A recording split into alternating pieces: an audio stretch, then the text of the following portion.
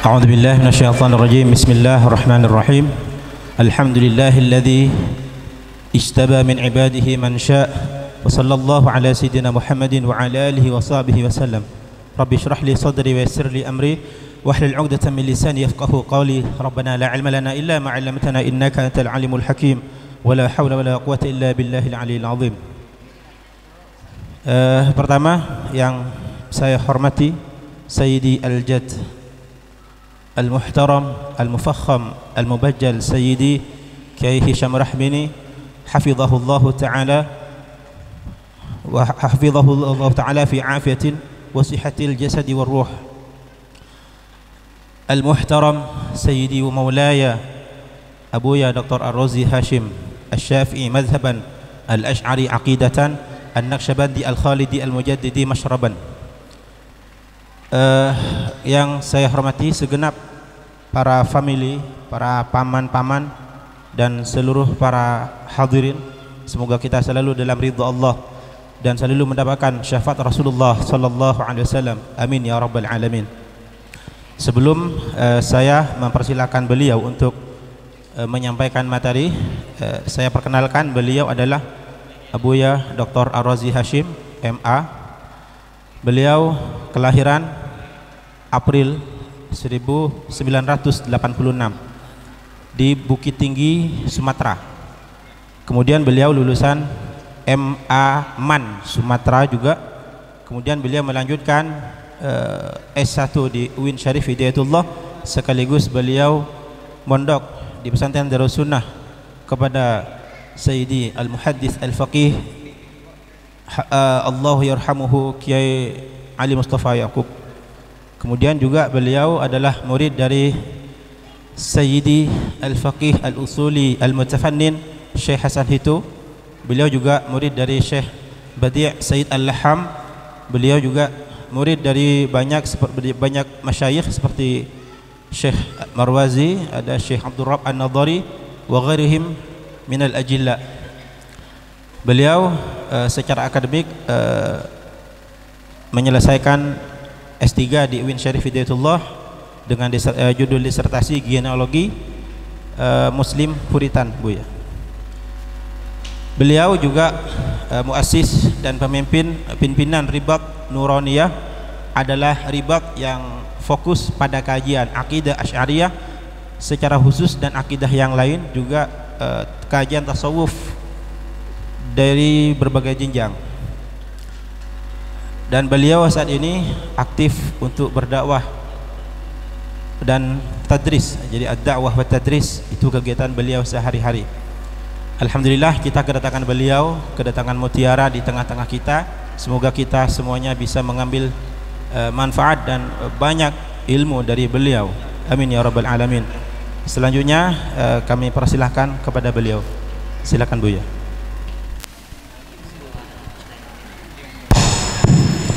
Astagfirullahaladzim. Assalamualaikum warahmatullahi wabarakatuh.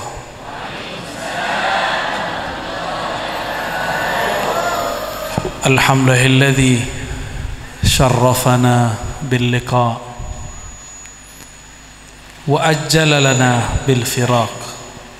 Asyhadu an la ilaha illallah wa asyhadu anna Muhammadan abduhu wa rasuluh.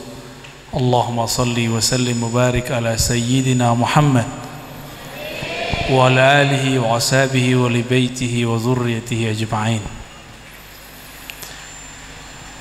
Romo Kiai Haji Hisham Rahbini Bazzar hafizahullah. Namanya anak saya juga namanya Hisham, jadi ada dua Hisham.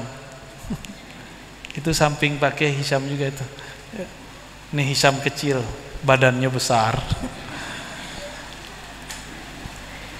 Ini masih kelas 5 SD. Di badannya sama dengan Cak Badrut. Tafaulan bi asma'il muhadditsin, mengambil berkah dari nama imam ahli hadis Al-Imam Hisham Ad-Dastuwai dan Imam Hisham bin Urwah. Ada dua. Hisham bin Urwah masih keluarga Sayyidatuna Aisyah radhiyallahu taala anhu. Semoga Bapak Kiai dan semua para asatiz, anak-anak, masyayikh, santri-santri dalam afwa wal afiyah. Amin ya rabbal alamin. Ini safar saya pertama ke Madura. Langsung dibawa ke tempat yang sangat indah ini. Betul-betul indah ya. Banyak pohonnya, banyak. Ini seharusnya kalau masjid bolong-bolong nih, jangan pakai tembok. Jadi biar udara masuk, nggak perlu pakai kipas angin. Jadi kalau nanti direnov, usul nih ya, tiangnya yang dibanyakkan, lalu kemudian atapnya agak menjorok sehingga anginnya berputar terus. Karena saya lihat tadi Ustadz Ali udah keringetan banyak karena dipandang oleh para banat. Taib. Dengan tawassul bin Nabi sallallahu alaihi wasallam wa tabarruk bi atharihi wa ilmi, kita memulai kajian kita tentang kaifa nurabbi abna'ana.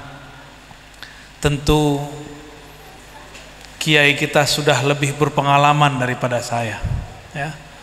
Namun mungkin dari pengalaman itu kita buatkan kisi-kisinya, kiat-kiatnya. Kiat ini bukan berarti saya mengatakan berhasil, karena selevel Nabi Adam ada anaknya yang gagal. Siapa yang gagal? Habil atau Qabil? Qabil. Kurang apa Qabil? Qabil itu anak Nabi Allah, diajarkan ilmu tentang ma'rifatul asma, tapi dia kurang menjaga rahasia. Maka Nabi Adam tetap menunggu, siapa tahu ada anak berikut lagi. Di tahun ke-400 beliau tinggal di bumi. Jadi Nabi Adam umur 400 tahun, muncul lagi anak. Jadi ummuna Sayyidatuna Hawa umur 400 di bumi punya anak lagi. Lahirlah seorang namanya Syith. Siapa namanya? Dulu pernah nyampe ke sini Nabi Syith ini. Enggak tahu ya. Kalau Nabi Syith enggak pernah sampai ke sini, orang Madura pasti bisa lihat jin. Ada yang bisa lihat jin enggak? Ada yang bisa lihat jin? Man qala ra'aitul jinna faqad ata bi buhtanin azim. Itu kalam Imamuna Syafi'i. Siapa yang mengatakan aku lihat jin, dia telah bohong besar. Nabi Syith itu tugasnya, beliau nabi tapi bukan rasul. Kalaupun rasul mungkin masuk ke 313. Tugasnya adalah membuat baris hijab, batas hijab antara manusia dan jin.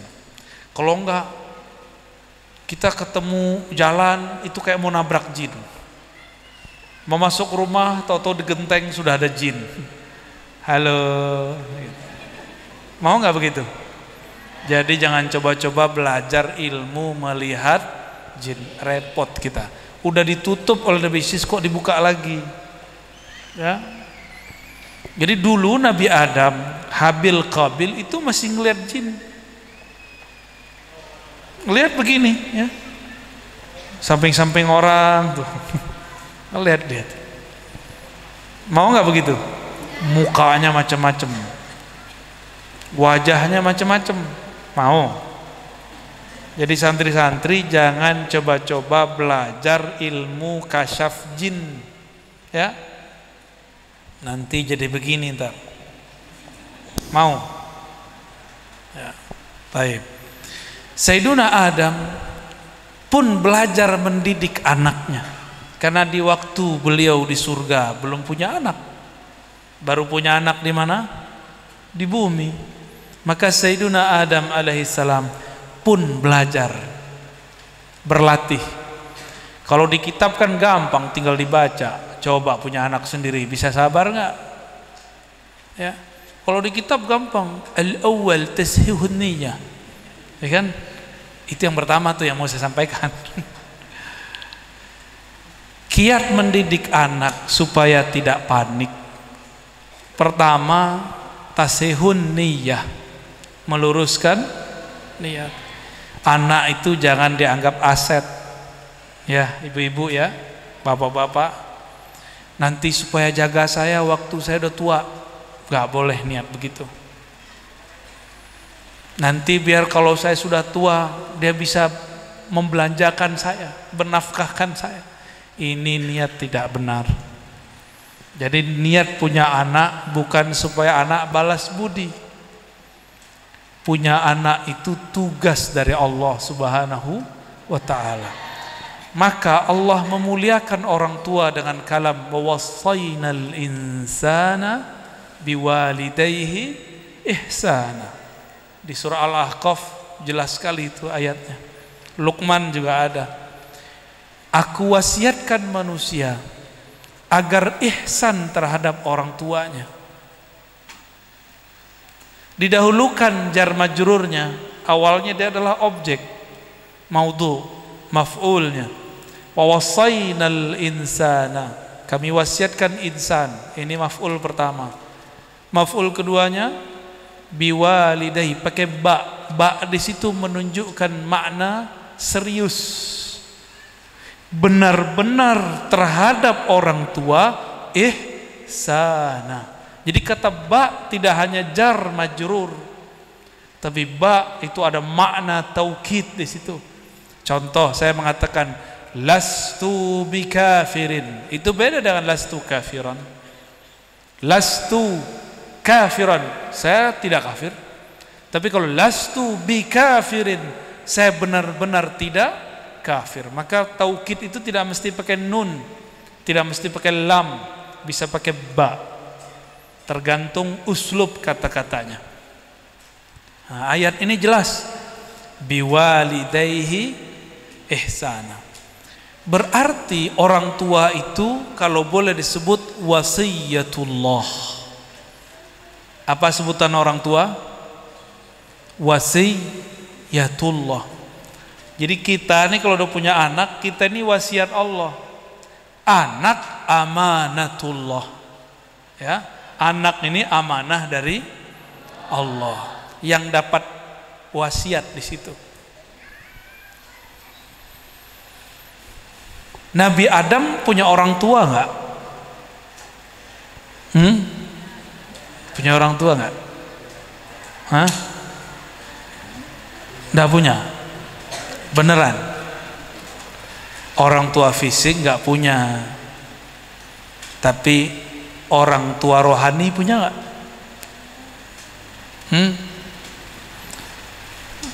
Nih kita kasih kisi-kisinya. Sayyiduna Muhammad Abul Arwah, Sayyiduna Ahmad Ummul Arwah. Itu kaidah. Nabina Muhammad adalah Abul Arwah, bapaknya semua ruh. Bapak di situ bukan berarti dia kawin, bukan. Ini istilah aja. Sayyiduna Ahmad Ummul Arwah. Sayyidina Ahmad. Ini dia juga, cuma beda masa. Sayyidina Ahmad itu azali. Disebut Ummul Arwah. Jangan terjemahkan ibu, terjemahkan induk. Induknya para arwah. Jadi Nabi Adam masih punya orang tua, tapi orang tua rohani, induk rohani, ya.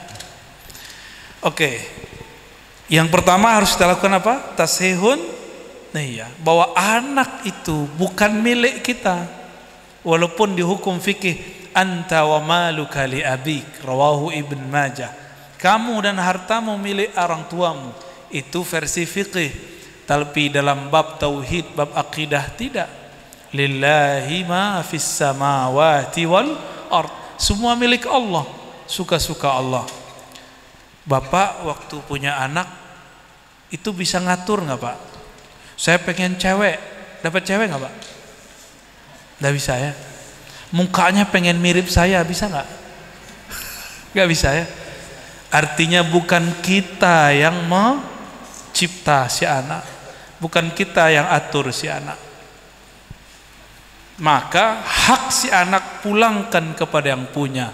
Kita cuma dapat titipan. Kita ini cuma titipan. Enak jadi bapak atau ibu? Bapak. Enak jadi bapak apa ibu? Ibu. Sebenarnya dua-duanya salah. Kan bapak nggak pernah jadi ibu. Ibu pernah jadi bapak nggak? Tuh. Itu pertanyaan jebakan. Masih mau jawab nggak? Tidak semua pertanyaan harus dijawab. Ada di Quran, hal ta'lamu lahu samiyya, nggak perlu dijawab. Ya. Wala in sa'altahum man khalaqas samawati wal ard. Mereka jawab la yaquluna Allah, padahal nggak perlu dijawab. Kalau akhir surat At-Tin apa? Alaihissallah. Ya, perlu dijawab. Betul kalau ahlul qiraah bilang bala, padahal nggak perlu dijawab. Tidak semua pertanyaan mesti dijawab, ya. Jadi saya ulang pertanyaannya, enak jadi bapak atau ibu? Senyum aja ya. Laki-laki itu enaknya cuma sebentar. Ibu itu enaknya sepanjang badan. Serius. Ada yang ketawa. Tapi sakitnya juga sebanyak badan. Jadi berimbang. Maka perempuan itu jangan coba-coba disentuh, berbahaya. Ya, apalagi suaminya gak di rumah, jangan coba-coba dekati.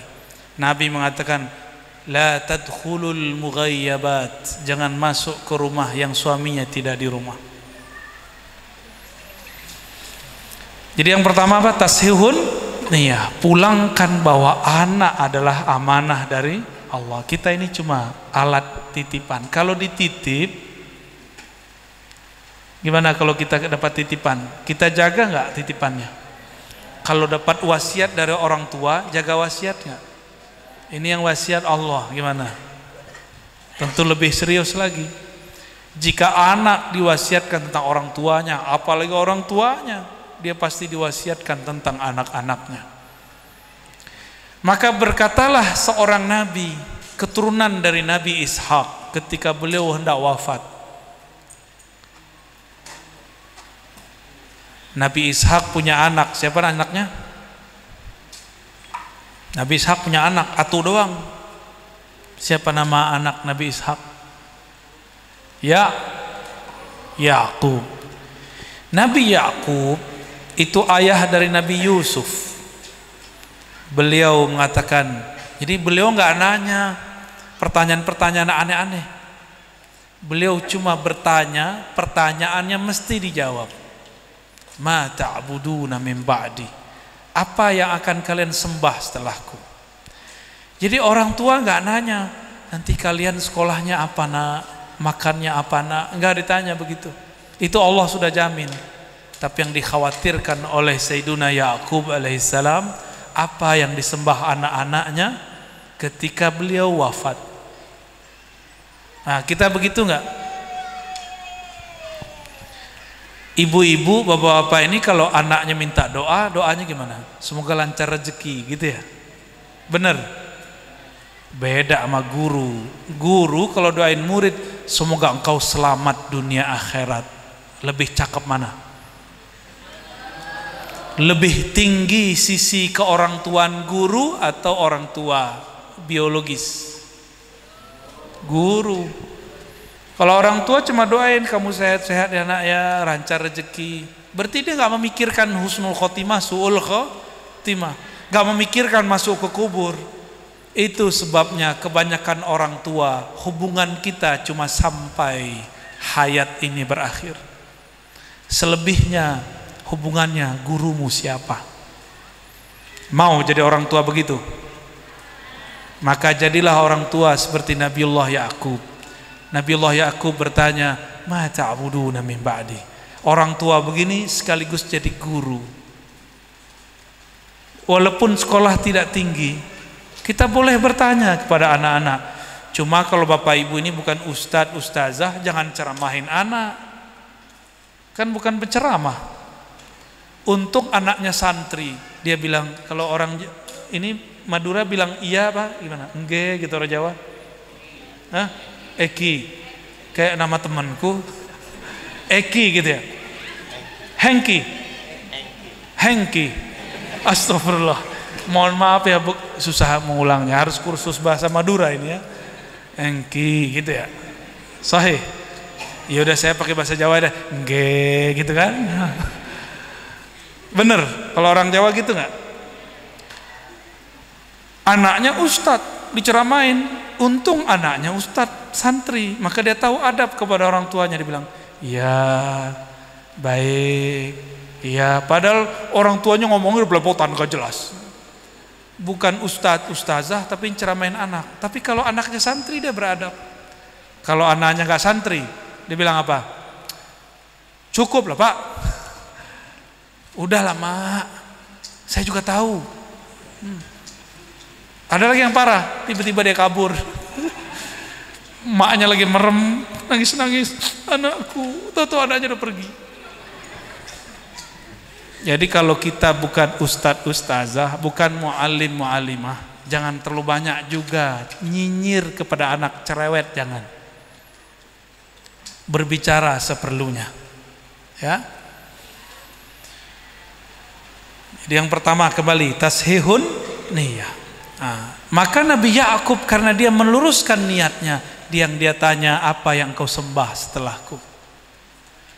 Lalu anak-anaknya menjawab, yang kami sembah Tuhan engkau, ilahaka wa ilaha abaika, dan Tuhan dari kakek-kakekmu Ibrahim, Ismail, Ishak. Itu jawaban anak-anak mereka. Itu anak-anak mereka dulu pernah nakal, buang Sayyidina Yusuf. Namanya anak-anak, iri nggak? Nah, coba lihat tuh, iri-irian tuh. Ya. Biasa begitu anak-anak. Jangan kemudian ngeluh, kenapa ya anak saya begini? Biasa aja. Anak Nabi Ya'qub berkonspirasi, tahu konspirasi? Bersiasat, berkomplotan, ingin menjerumuskan, menzolimi adiknya sendiri. Nah,